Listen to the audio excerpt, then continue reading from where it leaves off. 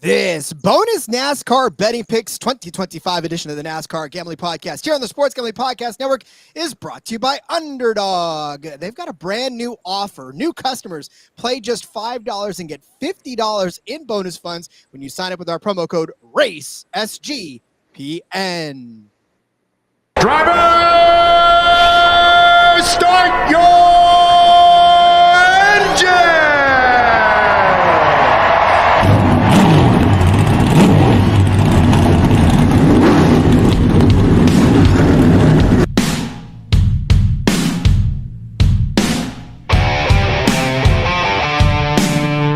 Strap in and pull those belts up tight as the Sports Gambling Podcast Network presents the NASCAR Gambling Podcast. I'm just gonna put my foot on the floor and I'm not lifting until I see God or a checkered flag. My man. With all the news and the best bets for your NASCAR weekend. We want to thank you tonight for these mighty machines that you brought before us. Thank you for the Dodges and the Toyotas. Thank you for the Fords. Lord, I want to thank you for my smoking hot wife tonight, Lisa. In Jesus' name, boogity, boogity, boogity. Now, here are your hosts, Rod Villagomez and Cody Zeeb.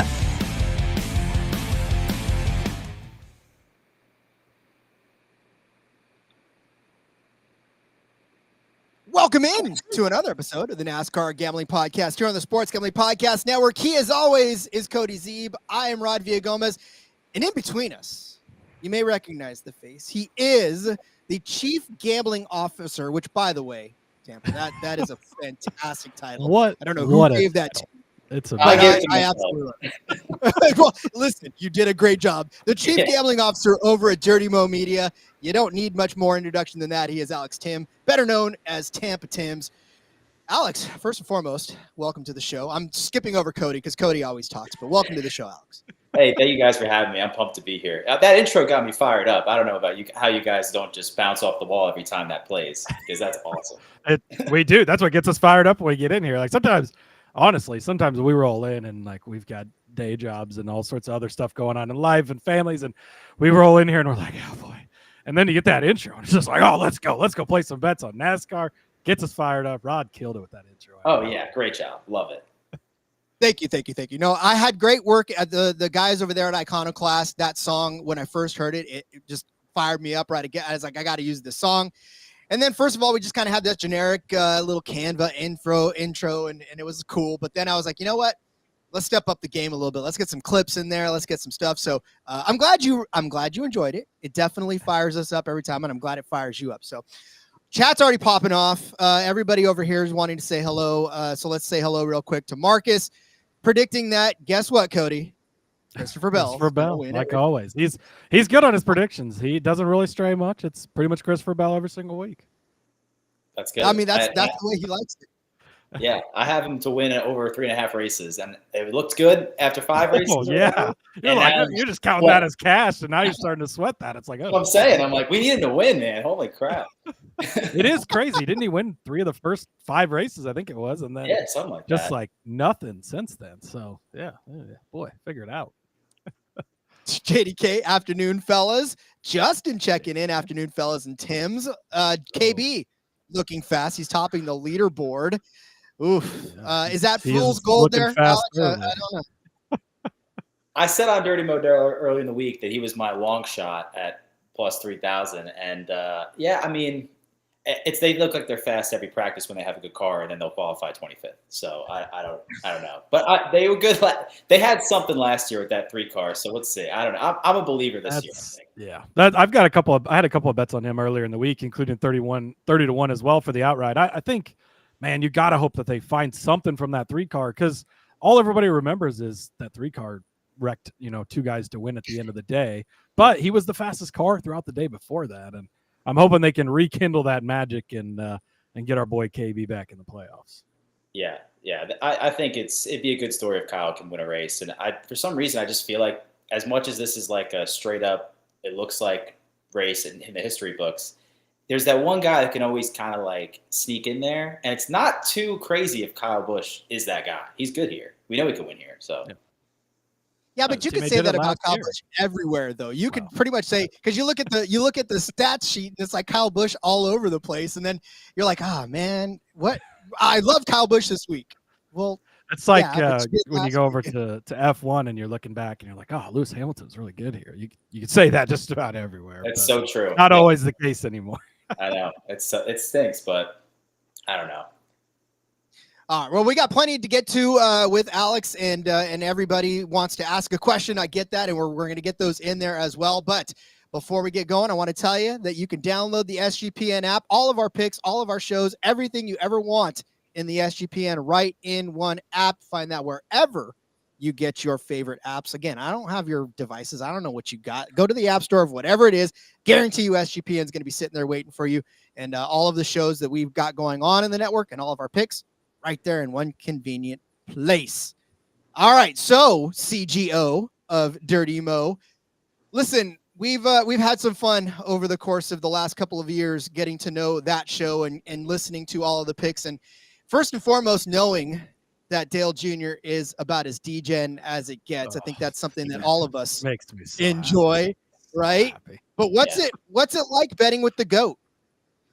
It's fun. It's fun. We got it in the office. We have like a sports ticker now for has all the gambling lines. That's how invested he's gotten into gambling, at least like on football, because he can't gamble on NASCAR, obviously. But yeah, it's fun to talk NASCAR in more of a gambling sense with him and TJ Majors on the download this year too, because they add so much good insight that we've seen like with Steve Letarte, obviously on the show for the last couple of years, because like they know like what it takes to, like what tire is going to be good there, what tire it's comparable to at other tracks, and that's like inside baseball stuff that maybe just the degenerates like us that just look at the lines and know the sport could like not really know. I've never driven a race car, so.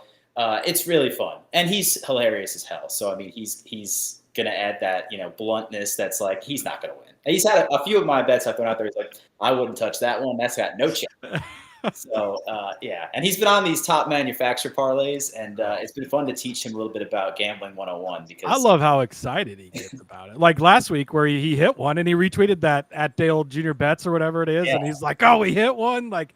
I just love to see the degen in him coming out, and he's obviously not even betting it because he can't legally, right? But he's still excited that like you guys gave it out, and people tailed and cashed it, and oh yeah, it was great. This week we took that one win and we immediately went. Our strategy was kind of just pick the favorites, don't go too off. It's still a good price when you parlay them together.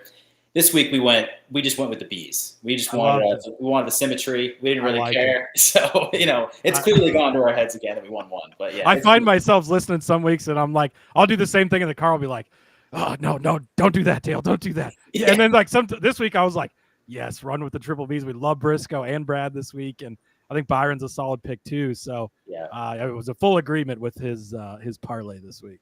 Yeah, good. Tail it. Let's get an army together. Let's ride. We're gonna win 2 in a row. I'll tell you, I'm glad to hear sometimes that he can't bet NASCAR because then it makes me feel better about giving picks and not being able to bet him like I want to out here in California as well. So I'm like, see, if he can do it, I can do it. Never saying that I'm ever going to be DJ, but I mean, no, it's good to have something in common with the greatest driver of our era. Justin with a good question too. Well, we'll talk about Dale Jr., but Steve Letarte, and I completely agree with Justin here, is one of the brightest minds in NASCAR. I love listening to Dale Jr., but I don't know that there's anybody I love listening to more than Steve Letarte. He's just so knowledgeable about anything and everything. Also, a true degenerate, right? Yeah. Clearly, he gets very into everything as well.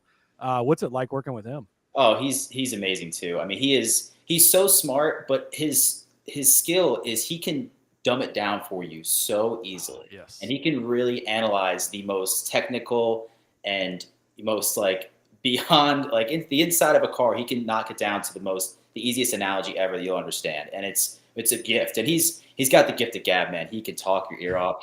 I say he's got Vince Vaughn energy. where, Vince Vaughn can just like rattle off in all of his movies. That's Steve. He can do that. He can talk forever. He can talk to himself forever, but you'll understand every word. You'll be hooked to every word. He's an amazing storyteller too.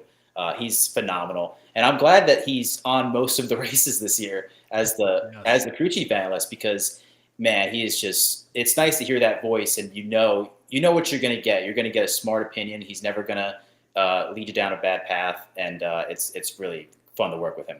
Really, it's a lot of fun. So you've been on with two of the brightest minds out there. I don't know what your skill level of NASCAR was before you started working with them, but now that you've been with those guys for a couple of years, I mean, what's that done to your understanding of the sport?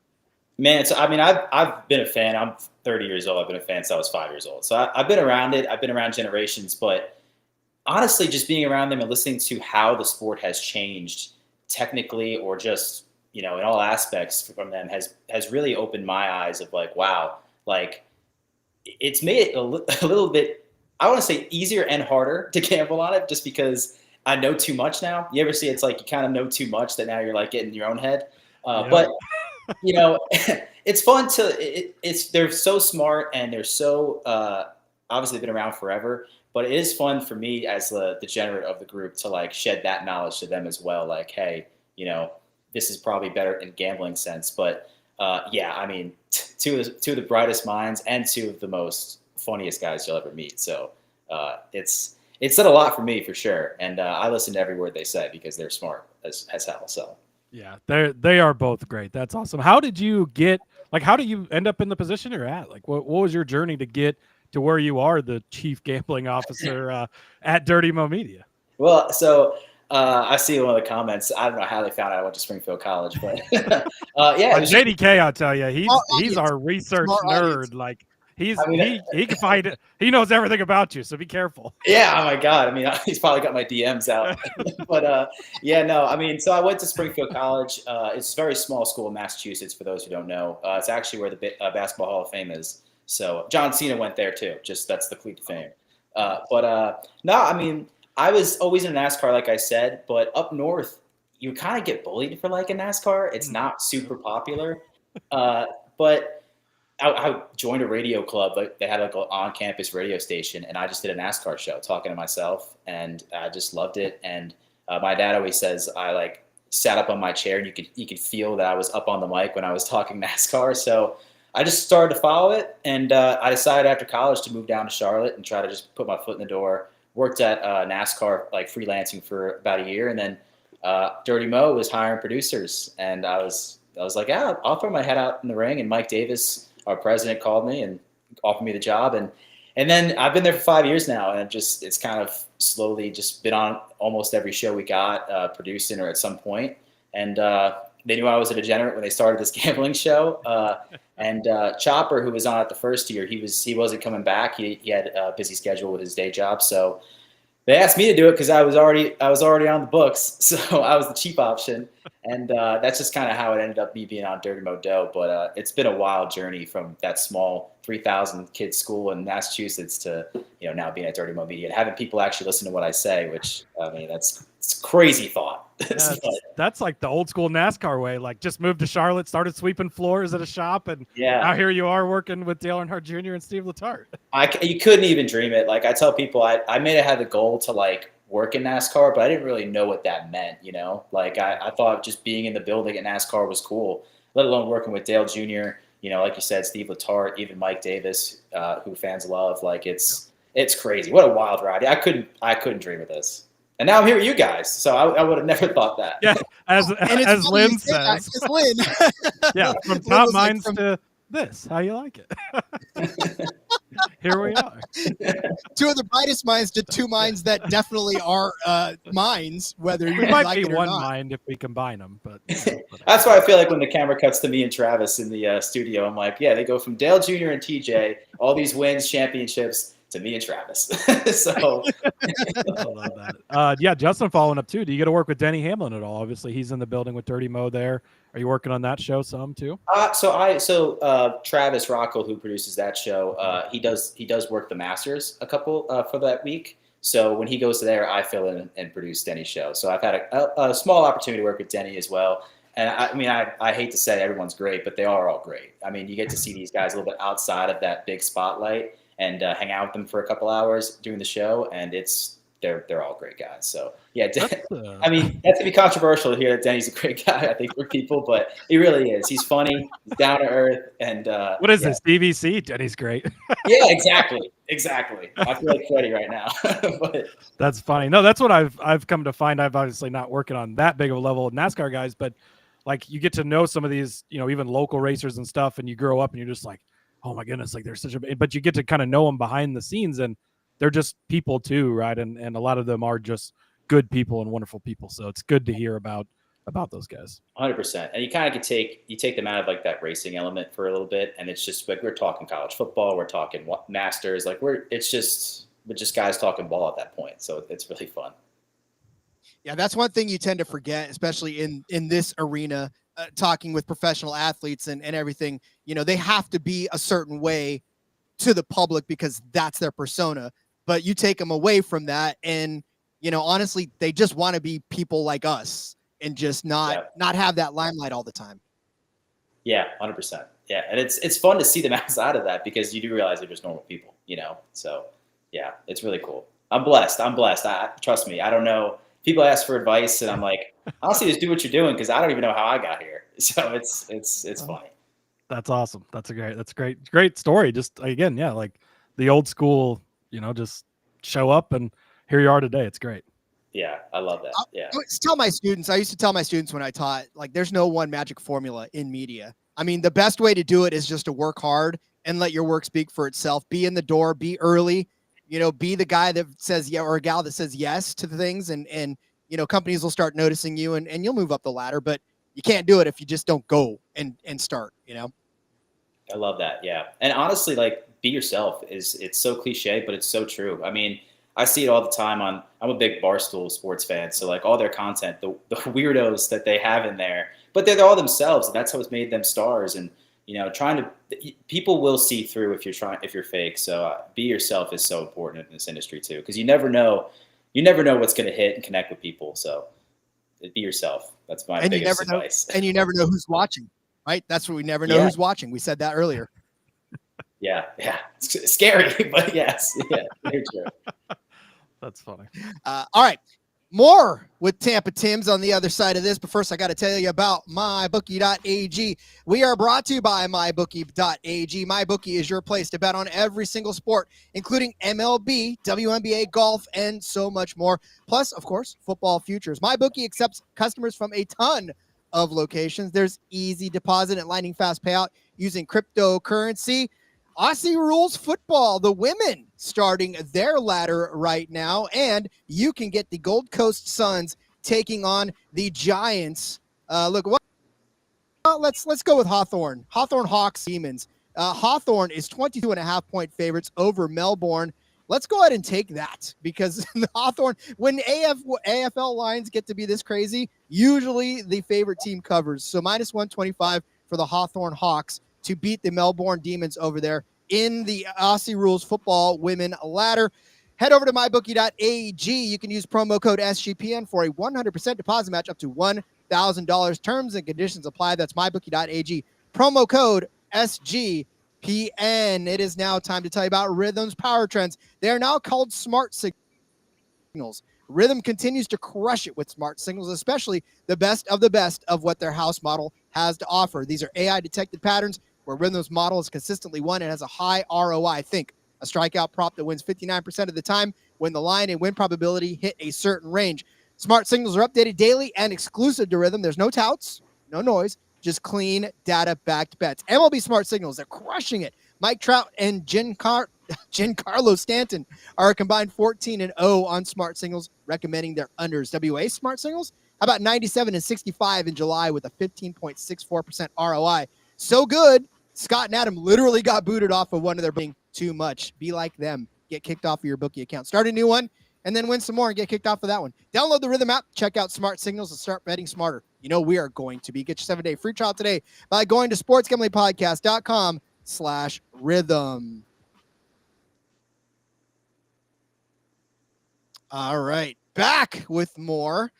All right. So listen, we covered your rise to fame, and we covered all of that great stuff. But let's talk a little bit about just being a pure-on degenerate here at Richmond. We already had our Cup and Truck episode this week, and we covered our favorite bets and stuff. But as you're breaking down this particular race, and as you were doing all of your research, Alex, what were the things you were paying attention to? And really, I guess on top of that, what's your approach to betting on a race-by-race basis?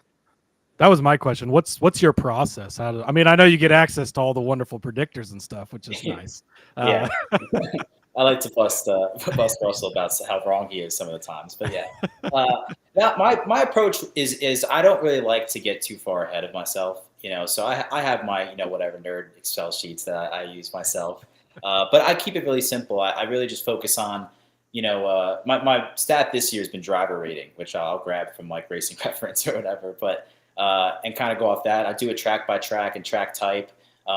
This is where the benefits of having like TJ on the segment with us every week is like he's really good at telling you what tracks are comparable. Same with the professor too. Like one I didn't think this week for Richmond was Iowa is very similar in that track type to Richmond, and there'll be a very similar setups they'll take to the track. So this week I'll probably compare who was good at Iowa versus past Richmond experience. But I don't really focus on anything before the next gen era. That's kind of my thinking. I keep it short. And I just kind of try to just organize everyone by average finish and average running position and all the fun, easy stats and kind of see what I can go off of. And then honestly, I just watch practice and see who's fast, who's got the good times, and then kind of go off that. And with the way this car races, and we're all frustrated as fans, the track position game is just so key. But I think it makes it a little easier as gamblers because I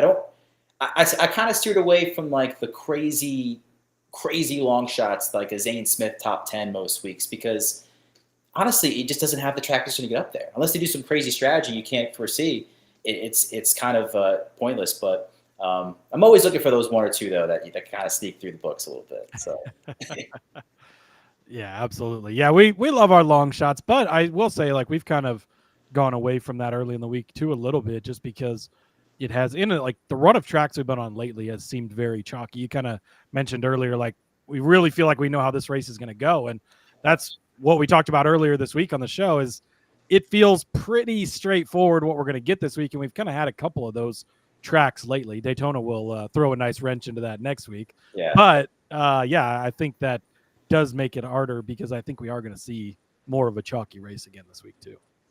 Yeah, for sure. But I think like your philosophy from like my philosophy last year, I feel like the books have gotten a little smarter with NASCAR lines and you can't really get that, Alex Bowman plus 4,000 anymore, that can sneak in a good track of his. They kind of have it, pretty down pat. So I've had to change my philosophy where I don't really necessarily mind betting a plus 400 favorite if I really like the guy. Like this week with Denny, he's really good at Richmond. He's top of every stat you want to look at.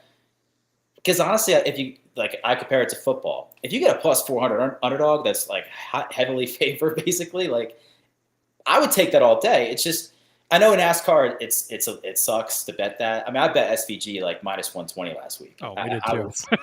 Yep, it was too easy. It was. I kind of had to change my thinking of like, you know what, a plus 400 winner, doesn't matter what it is not bad.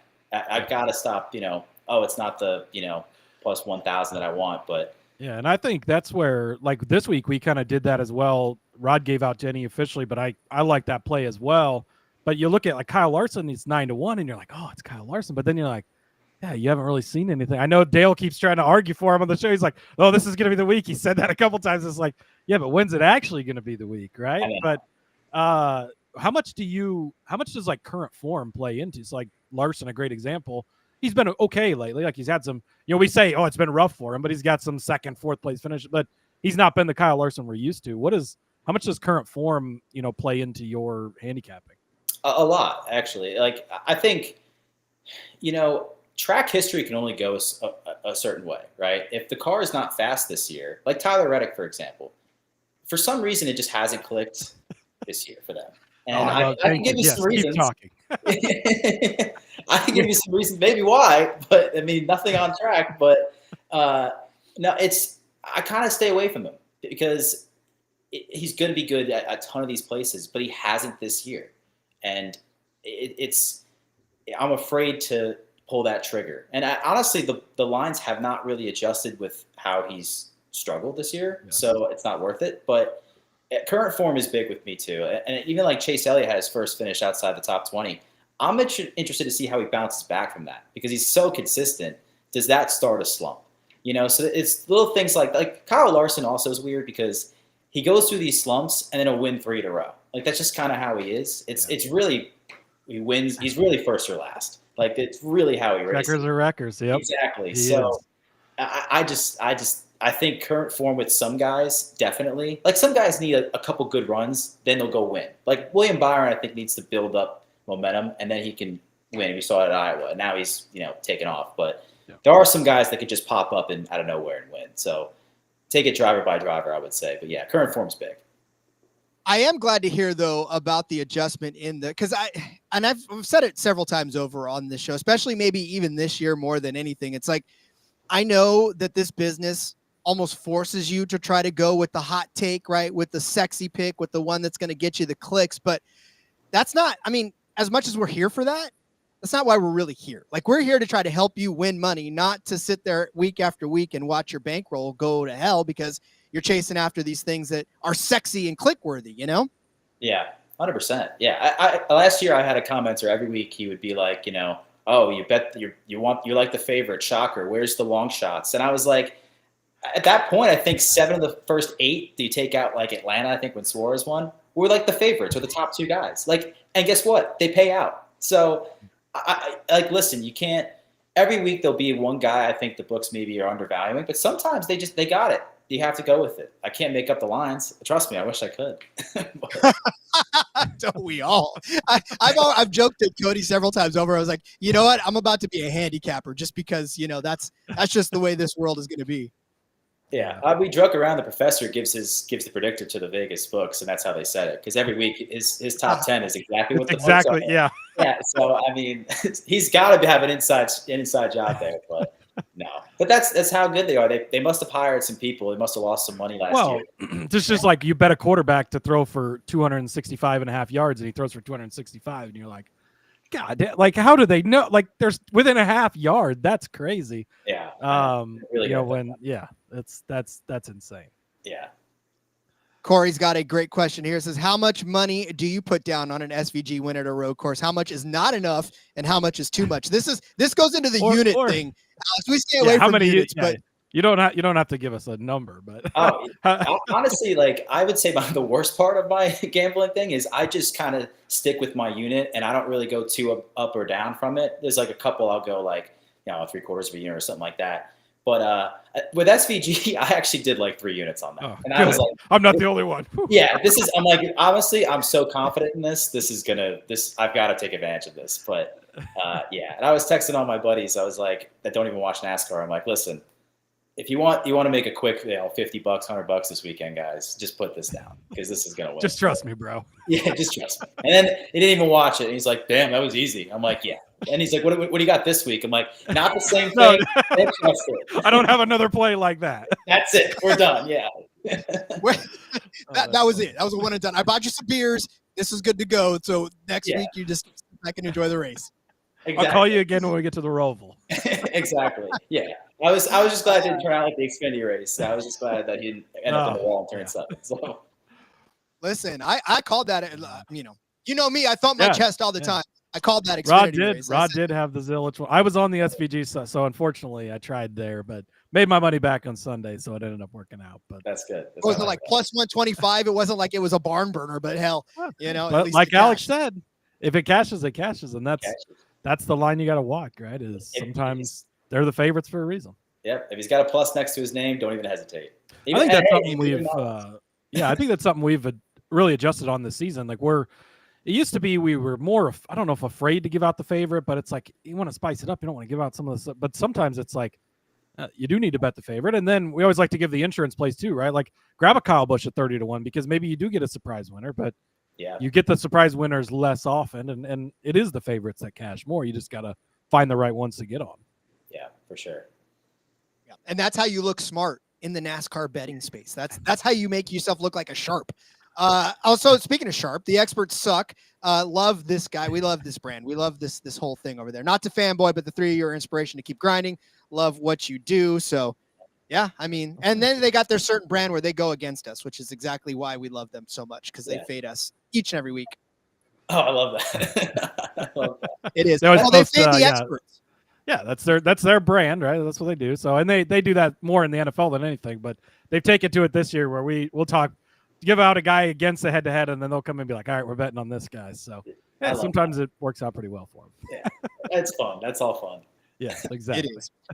All right. Let's continue on down this road, but I do need to step away for just a quick second and tell you about our friends over at Circa, because it is time for the world's greatest sportsbook, Circa Las Vegas, to host the biggest pro football contests. They got the Circa Millions, Circa Survivor, and Circa Grandissimo. Over $21 million in guaranteed prizes.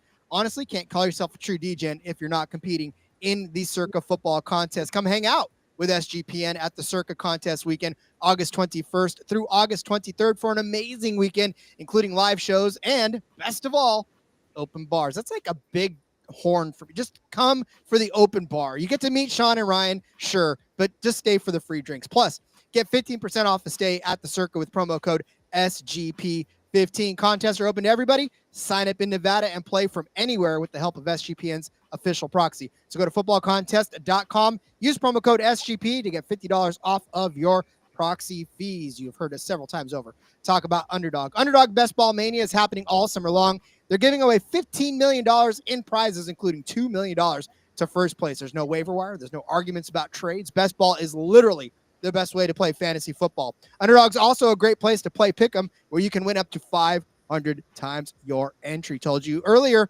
high limits racing happening tonight. Corey Day, his projection is at 6.5. Grab that better than. The next best thing to slice bread and Kyle Larson is Corey Day. So get that better than 6.5 over there on high limits racing on Underdog. Underdog's got a brand new offer too. Customers, you play $5 and you get $50 in bonus funds when you sign up right now with our promo code RACESGPN.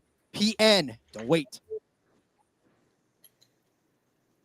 All right. Well, like we said, your approach is to always bet the favorites, never bet the long shots, and you're going to win every single time. That's good. Let me write that down.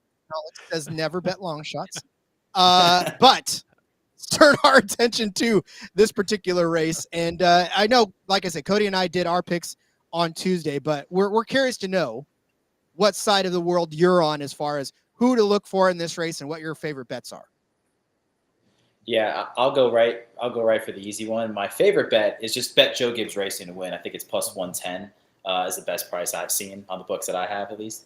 I just think it's either Hamlin, Bell, and Briscoe would be a long shot guy too. But I think they're all running pretty well now. I mean, Denny's another one of those guys. He just runs well at the tracks he's good at now. I mean, he doesn't really care about road courses. He don't care about momentum. He's going to come to Richmond with the feeling, and I think that's you can't go wrong with those. I do really like, if you want to get a little fancy, the Briscoe. I think he's plus 1,400. They're going to break through. And any track that 19 team's good at, they're going to be good at now for the rest of the year. Briscoe's finally got it. And he's so dangerous, man. But he's tough because all of his past stats, you got to throw out the window because it means nothing. It's just bet what the 19 car did. But yeah, I would say those guys. I don't really trust the Hendrick trio like Chase, Kyle, or Byron like this. I mean, if you're going to go with one of them, Byron, I think he's plus 1,100. That's pretty good price for Byron, but he doesn't really have like the numbers here.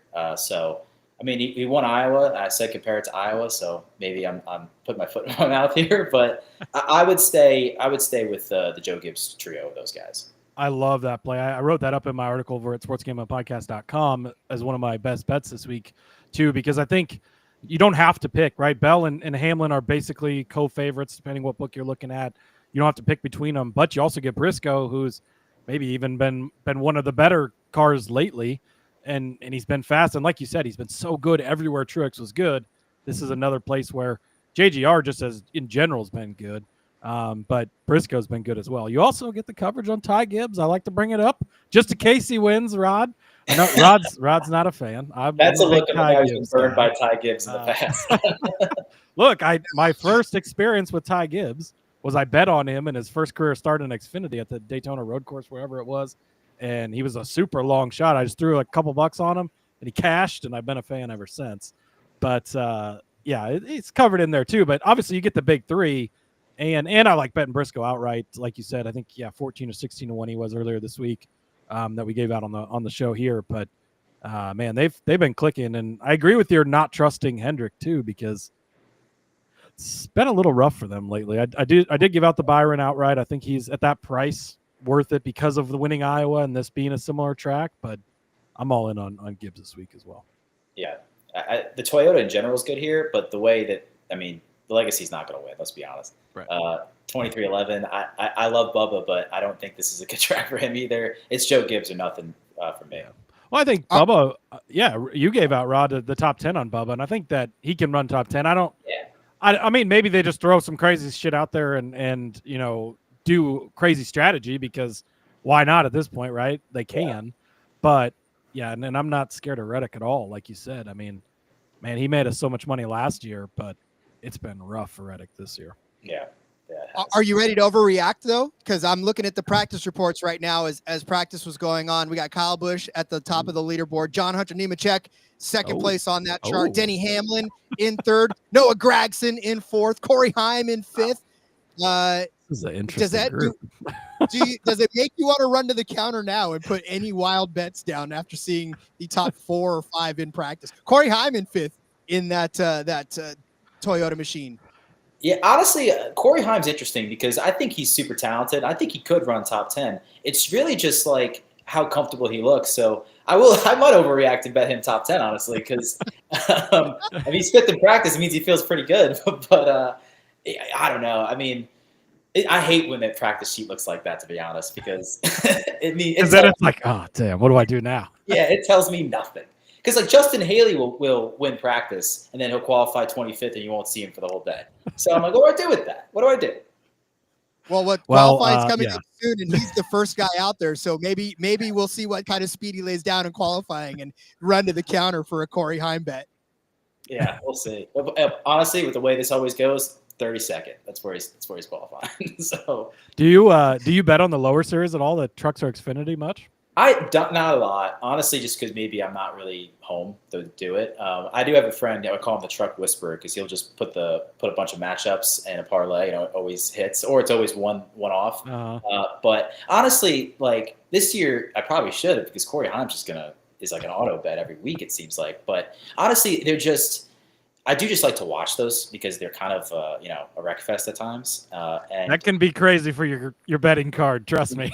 Yeah, I bet. Yeah, and honestly, I was like, I used to try it. I leave it up to like the people that have the patience and the balls, for lack of a better word, to do it, because that is a heart attack every time. I couldn't do it. I'll just we like the sweat over here. It's you start getting into those overtimes, and you're really starting to sweat those tickets for sure. But but there is some value in the Xfinity Series. Man, we had a run last year in Xfinity. Like, it's been much tougher this year. It's not been as good for us. But Xfinity and trucks last year, I mean, and the books just kept making a mistake. Last year they would give us, there was a number band you could bet 11 to 19 to win, and you would get Heim and Eckes, and they won like almost every single. And and it was like a bettable number every week, and it was just like, okay, here's your reminder. Make sure you go bet this and we're not getting, and we don't have Eckes anymore this year anyways, but now anything with the 11 in it is way outpriced. But it was just like they hadn't caught up all last year. And it was just like, okay, betting this again. Like, and it just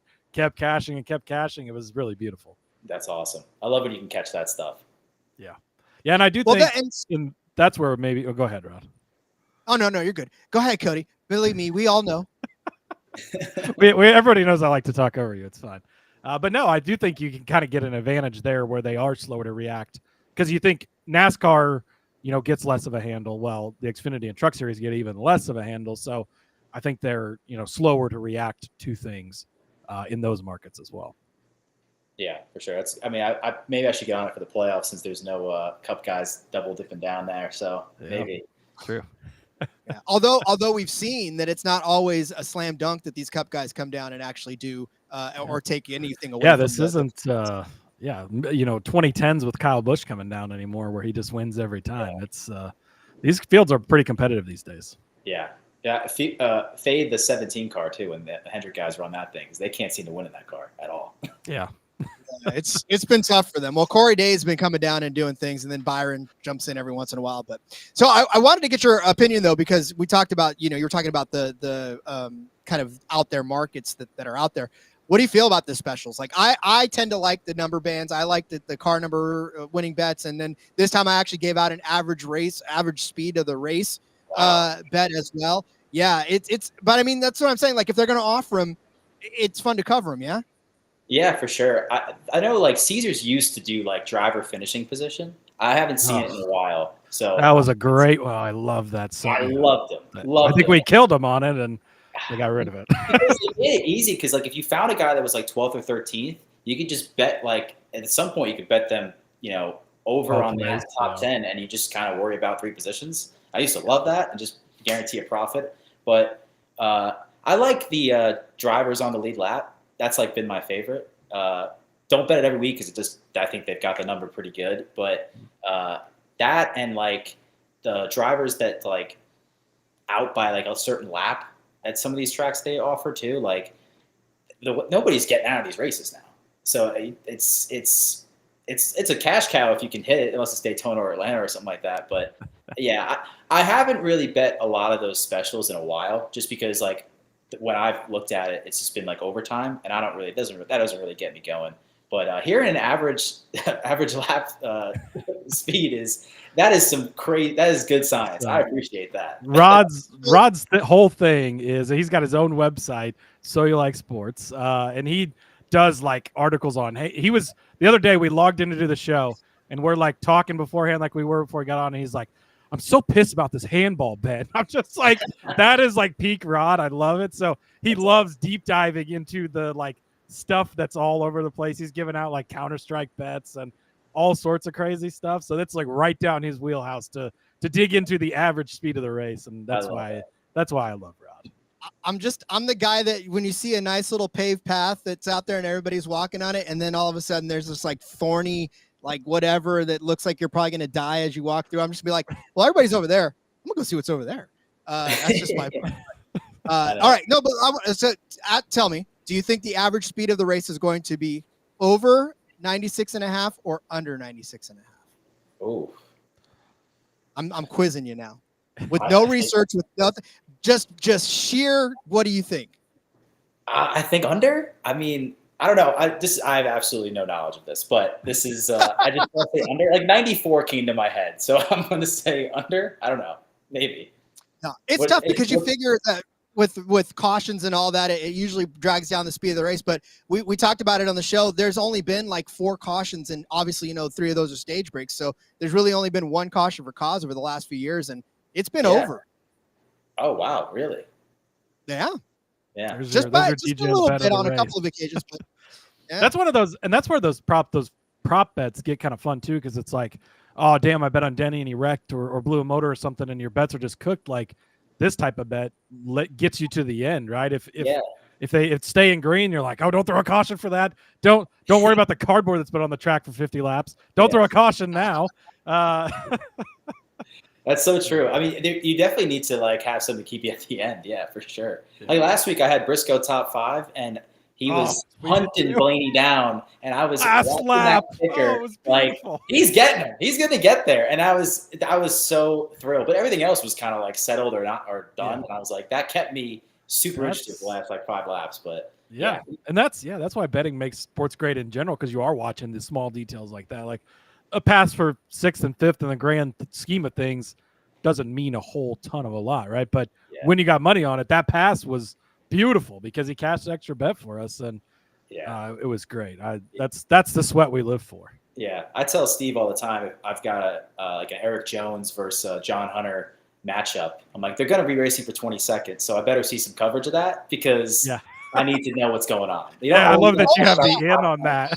Please, yes. Listen, now that we can slide into your can we DMs, send you a list every week? Yeah, Like, hey, tell Steve to make sure we cover this.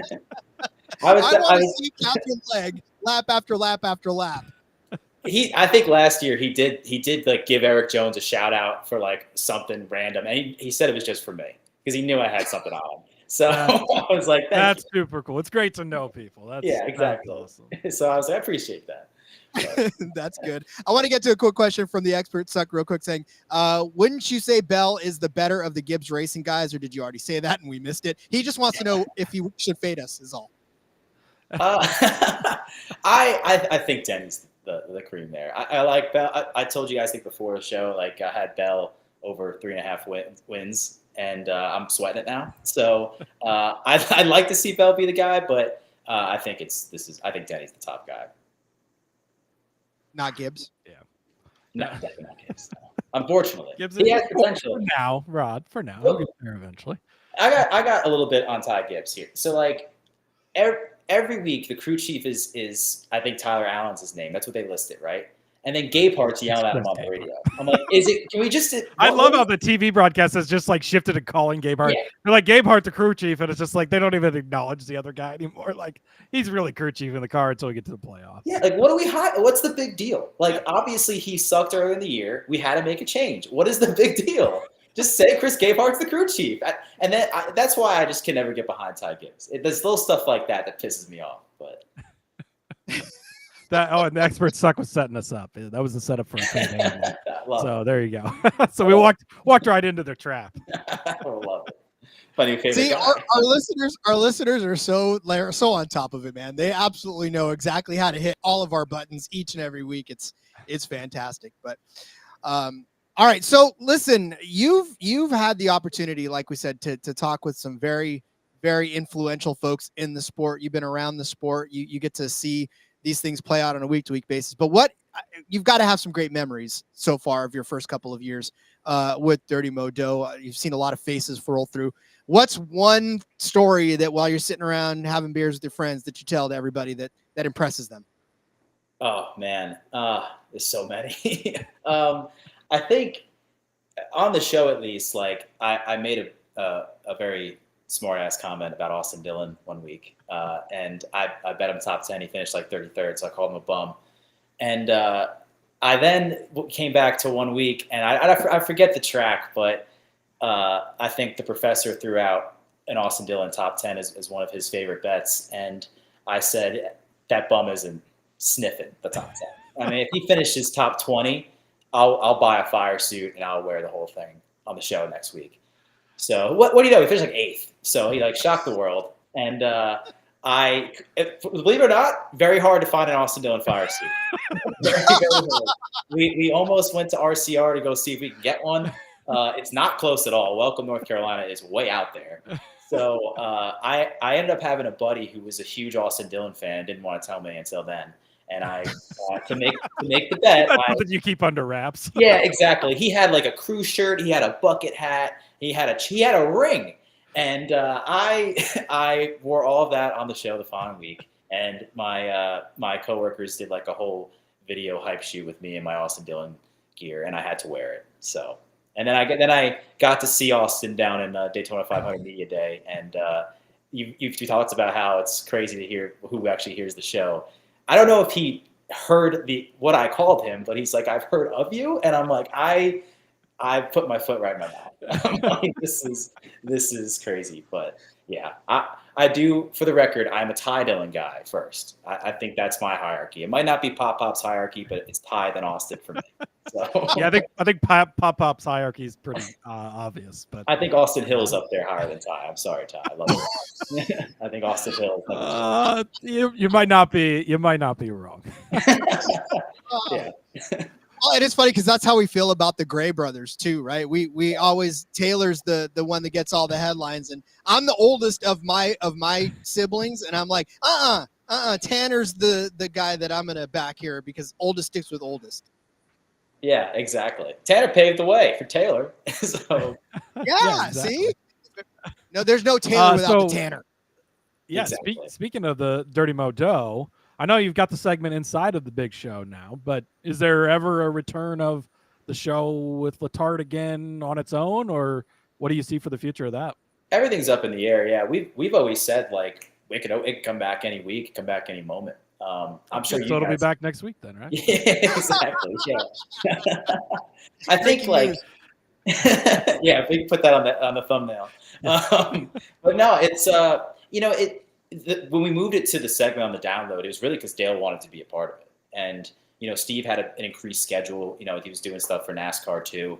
So it just, and my day job as a producer. So I mean, we added shows that I produced. So it just kind of took everyone's time, and we kind of just figured like we'd probably get the same audience if we just shorten it. But honestly, like everyone's in the company is a huge fan of the show. It's fun, it's light, it's loose. It's a good preview show because that we don't have necessarily in the repertoire. So it could always come back. If schedules align next year, it could be back. If not, it'll probably be very similar to what it is. But I've been bad. I've tried to be a little more active on Twitter using it, but I haven't. So I apologize to everyone out there. But honestly, like shows like yours and other shows out there like have grown because of it, and I like to see that. I like that. And then if they can use us as our absence from a full show as a stepping stone for their show, I think it's incredible. And when college football comes around too, obviously this time of year, everything just gets heightened up. So, I mean, we could have a college football show.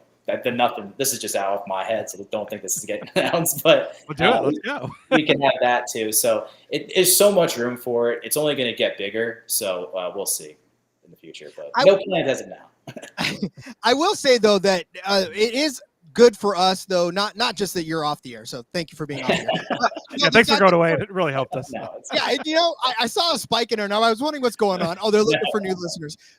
No, just the fact that you guys were there in the first place, and I'm gonna back Corey on this one, and not just because I like to fanboy as well, but God bless Dale Jr. and everything he's done for the sport. Can't wait for NASCAR 25 on consoles. But here's the thing, right? The fact that he legitimized this medium also to fans, because honestly, gambling, and we talked about it just before we got on with all the states trying to legalize and smear ads and all this stuff going on. It's a hot topic because either you're for it or you think that everybody is just a degenerate gambler that's going to gamble away the family nest egg and you're going to be homeless, right? So, but for Dale Jr. to come in and say, hey, look, this is cool. Like you can do this and have fun, kind of made it to where guys like us and shows like us can sit around and say, yeah, that's it. We can have fun. You don't have to be this person that's going to go over every week and go, hey, give me the such and such on this third line. And that's not how it has to be every week. Yeah, exactly. And honestly, like with Dale coming on this and hosting the segment now and it being part of the Dale Jr. download, it's like you said, it's helped the entire like gambling niche of this, because so much it has it's gone from this is kind of like taboo to talk about to if you got 50 cents or $1, throw it on this is fun, and then get something like Cody said earlier, like you're a little bit more invested in the race, and that's what I do. I don't put a ton of my money on this. You should never, but it's just a fun way to watch sports, man. I'm watching preseason football like I never would do. Oh yeah.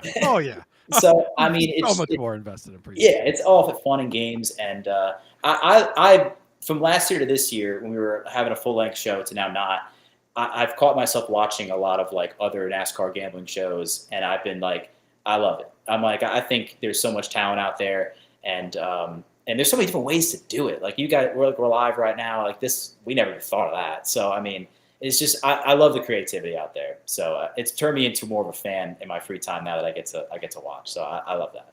Yeah, nobody's done more for the sport of NASCAR than Dale Jr. has, and him, giving his blessing. Hey, it's okay to be into gambling on racing. Like I think it's helped a ton, and we've got a lot of listeners that started listening to Dirty Modo and then found us in addition to that, and so yeah, we definitely. I mean, we were very excited as a show that was already out when you guys came out. We're like, this is amazing that Dale Earnhardt Jr. is carving out a space for this, because it just helps spread the word and get people into it, and it's definitely helped us as well, I think. So we love it. Yeah, I love to hear that. That's awesome. Yeah. Hey, freeze this moment. Ty Dillon currently sits on top of the leaderboard in qualifying. He is Call it. That's it. You call the day right spoke now. it into existence now. You spoke it into existence. Yeah, there you go. He might get a new deal too. I saw on Twitter the other day. I saw some DraftKings sponsorship for him. So yeah, props to that. It's always good to see the sports books invested in the sport. So yeah, he's had a good year. I'm happy for Ty. That's good. Yeah, it's been a great year. Yeah. All right. Yeah. And just to wrap up the whole thing, I find myself watching Call of Duty League, and watching grown men and young kids play, Call of Duty because I've given out bets on the outcome of their games. So yeah, gambling takes you in some pretty weird spots if you let it. Oh yeah. Oh yeah, for sure. I had,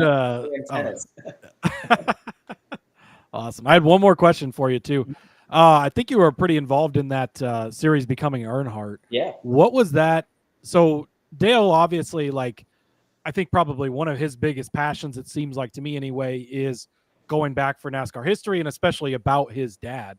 What was that like digging through that, walking through that season as Dale's going through it and everything? I mean, it feels like the way he puts it out is like one of his biggest passion projects. What was that like? Oh my God, yeah. So I had a big part. I put together the whole thing. So that was really like my day job for, man. We were working on that for like 9 months. It was a long thing, just researching, finding the best stories from 1980, and trying to highlight them as best we could.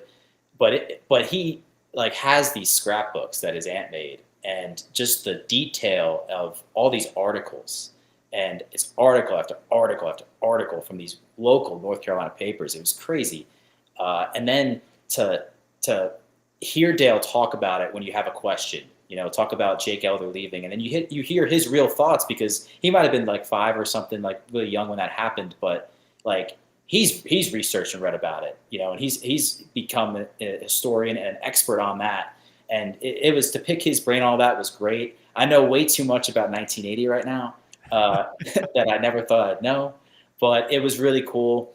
I think he said on last week on the Elder Download, Rod Osterlund called him last week, and I thought we were trying to get Rod for the show. It didn't work out. We hunted him down. He's very not public anymore, but he just that was such a cool moment that show got Rod to be like, we put it in a good light. We weren't trying to do a hit piece or anything, and he got to talk to Dale, which is awesome. And I mean, they don't write articles like they used to. Let me just say that. I mean, these drivers were so blunt on interviews, in MRN calls. But shout out MRN. We could not have done that series without them. They provide all the radio calls. Tremendous. Those drivers, man, they were just good old boys. They really were. That was before the PR days. Yeah. I mean, Cale Yarborough would get on there, and he just, he cursed out Dale right in the middle of it. Daryl would say the same thing. It was as a fan of the sport, as a lifelong fan of the sport, I've never really gone back that far. I was a 90s kid, so I just grew up with the 90s. To go back to the early days where 4 cars were on the lead lap, and to actually dive deep into it, it makes you more of a fan, and it makes you really step back and be impressed. That was only 45 years ago. So it's how far we've come in 45 years of sport. We are still brand new in a scheme of sports. So, it may actually be a little bit easier on NASCAR, believe it or not, because, I feel like I've been very critical of the car and the racing. It's not like it used to be. But then to do that series and look at how they were in 1980, I'm like, honestly, I'd rather watch this than 4 cars on the lap. And only 2 really win it. So go back a little farther and you got Ned Jarrett winning by 14 laps over second place, and it's like, yeah, boy, maybe the racing isn't so bad today. Yeah, exactly. And I couldn't have done it without that series, honestly. So I was happy to be a part of it and work on it. I was glad when it was over because it took a lot of time.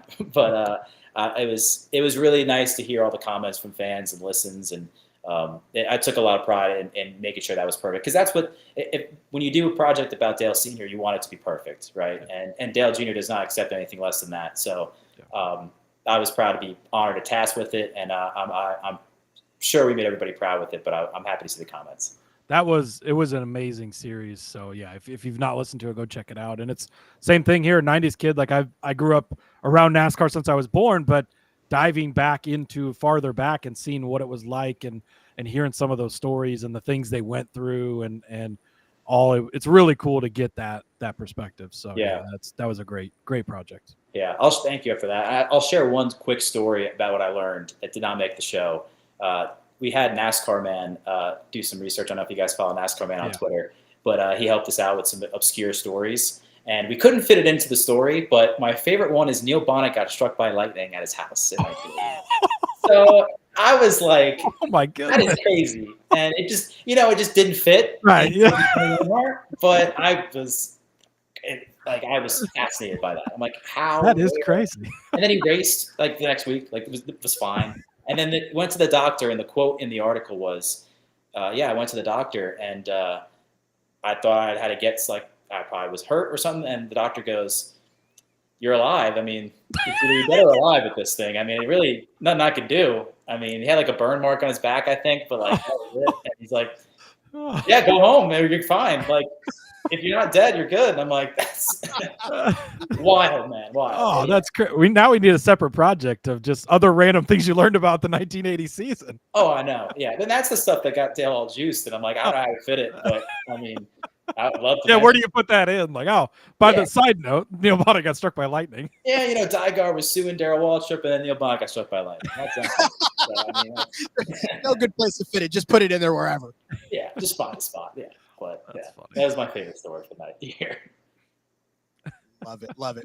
All right. Well, we have taken up so much of your time, Alex. We know you're busy. You're producing every show that Dirty Mo has, and probably some that they don't know that they're going to have yet. But we definitely appreciate you taking a few minutes of your day to chop it up with us down here in the NASCAR Gambling Podcast space. I know everybody in the chat appreciates your time. And I mean, listen, man, it's been a blast. You have an open door to come in whenever you'd like and to, take over my seat or Cody's seat. I don't care, either one, and have some fun. Awesome. Well, thank you guys for having me. Honestly, this has been a lot of fun. I'd love to come back. I could talk with you guys all day long. Thanks to the chat too. I've loved that feature and all the questions. It was really good. And I can't believe some of you guys even know who I am. So this is, so thank you guys for having me though. This was so much fun. Yeah. Thanks so much for joining us. We really appreciate it. Of course. Anytime. All right, let everybody know where they can find you if they don't know who you are and they're like, who is this guy? This third guy in the middle of them. You can follow anywhere on social media. I'm at Tampa Tims. Listen to any Dirty Mo podcast. Door Bumper Clear I produce. Bless Your Heart. That's a big one. It's a funny one. Side note, that's a great show. I never thought I would be like into listening to just a guy and his wife chatting. But it's really great. I like that show a lot. Yeah, Amy's funnier than Dale. I'll say. Yes, she's great. She's so good. Yeah. So follow me anywhere. And I don't know why I went to Tampa once, so I'm not from Tampa. Just gonna put that out there. So. Where'd the name Tampa come from then? I went to Tampa once. I had a good time, and I'll leave it at that. But I came back to the office, and somebody just called me Tampa Tims, and I thought it was sick. And then I did the gambling show. I thought, I gotta have a cool gambling name. There you go. So that's how what happens in Tampa stays in Tampa. Exactly. That's what I always say. Most of the people in Tampa will agree with you on that one as well. Yeah, 100%. All right, Cody, as we let everybody go and watch the rest of the qualifying efforts and, of course, the truck race tonight, let everybody know where they can find you out there in the real world. Yeah, follow me over on the X at @Husker_Zeeb. You can find all my stuff there. There's plenty of it. And, thanks for joining us today. We'll see you guys next week for Daytona. Oh, I love betting on super speedways. It's so much fun. Indeed. Follow me on Twitter at RJ Villagomez. Link in the about everything I got going on with it. So make sure you check out In Between Media. Seth and Elliot hang with you yesterday talking Richmond. They've got some good bets going on. And then, of course, my DGen's only play of the day. It was high limits this week, today. So, nothing you haven't heard before. But the surfing one hit. Took a couple days, but that one was fun. And, just check it out there on the website as well, sportsgamblingpodcast.com. Alex, stick around for a second afterwards. We're going to talk to you later. But the rest of you guys, enjoy your weekend. Good luck with your bets. Let's go racing and let it ride.